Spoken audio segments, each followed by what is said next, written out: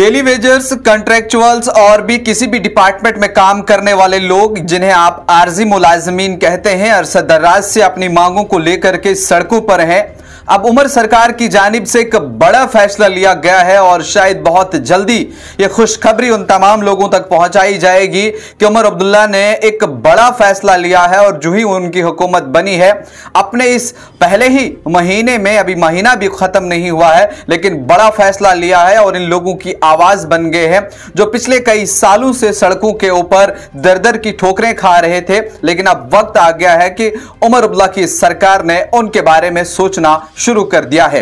आपको बता दें, एनसी के एमएलए तनवीर सादिक, उनकी जानिब से बयान दिया गया है कि उमर अब्दुल्ला जो है वो इस पर बड़ी बारीकी से देख रहे हैं और उनकी तरफ से हुक्म दिया गया है कि पूरा का पूरा डेटा जो है वो कलेक्ट किया जाए और कितने मुलाजमीन हैं उन्हें परमानेंट किया जाएगा, चाहे वो किसी भी डिपार्टमेंट में कॉन्ट्रैक्चुअल बेस पे जो है वो अभी काम कर रहे हैं। और साथ ही साथ आपको बता दें, जिस तरह से पिछले कई वक्त से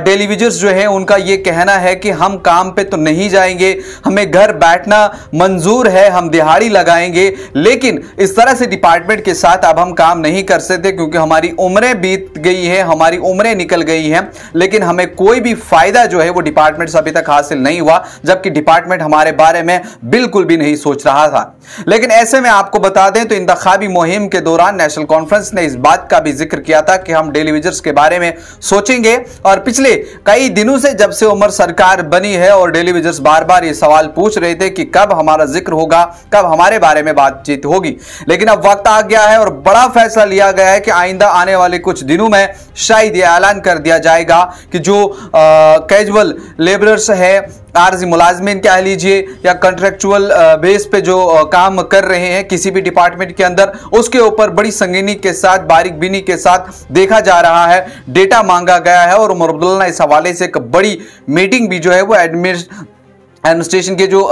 सेक्रेटरीज हैं उनके साथ ली भी है, उनके साथ बातचीत भी की है। वहीं आपको बता दें एक और बड़ा फैसला जो है वो एज रिलैक्सेशन को लेकर के किया गया है। आप जानते हैं कि कई सारे बच्चे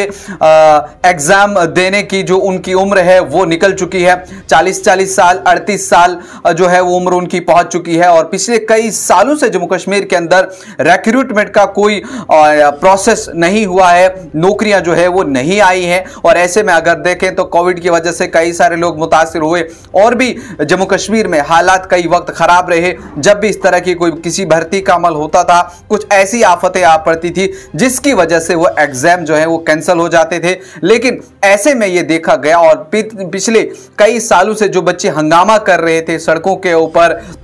दफ्तरों के बाहर, लेकिन उनकी बात को भी जो है सुना गया और उसमें भी एज रिलैक्सेशन जो पहले 32 साल के आसपास थे अब उससे 35 साल कर दिया गया है। और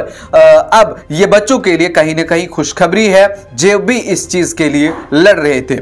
वहीं आपको बता दें जो तनवीर सादिक एमएलए जड़ीबल हैं, उनका यह भी कहना है कि उमर अब्दुल्ला की सरकार जिस तरह से हमने बिजली के लिए कहा है, राशन डबल के लिए कहा है, रिस्टोरेशन के लिए कहा है, उसी तरह से उन 12 गारंटीज की हमने बात की है। इन तमाम चीज़ों के ऊपर नेशनल कॉन्फ्रेंस जो है वो दिन रात काम कर रही है, जो कि अब एक सिविलियन गवर्नमेंट आ चुकी है। वो यहाँ के लोगों के दुख दर्द को समझ रही है, उससे पता चल रहा है कि यहाँ लोगों की बुनियादी ज़रूरतें क्या है, उस पर सरकार बिल्कुल काम कर रही है और लोगों को घबराने की जरूरत नहीं है। नेशनल कॉन्फ्रेंस ने अपने मैनिफेस्टो के अंदर, अपने मंशूर के अंदर जो वादे किए हैं उस पर खरा उतरने की पूरी कोशिश करेगी।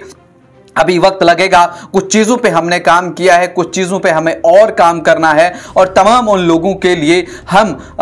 ज़रूर काम करेंगे जिन्होंने हमें मैंडेट दिया है, जिन्होंने भी हम पर भरोसा किया है। और इस तरह से नेशनल कॉन्फ्रेंस एक बार फिर से कहीं ना कहीं ये साफ नज़र आती हुई जो उन्होंने अपने मंशूर में कहा था, अपनी इंतखाबी मुहिम के दौरान कहा था, उस पर अमल पैरा नज़र आ रही है। और कई सालों से जो ये पेंडिंग चीज़ें थी इनके ऊपर कोई रास्ता नहीं निकाला जाता था, लेकिन इस हवाले से चाहे वो डेली वेजर्स एक बहुत बड़ा मुद्दा है। जम्मू कश्मीर की अगर हम बात करें तो 60,000 से ज्यादा डेली वेजर्स हैं जिन्होंने कई बड़े बड़े एहतजाजी मुजाहरे किए, लाठी डंडे भी खाए उन्होंने, लेकिन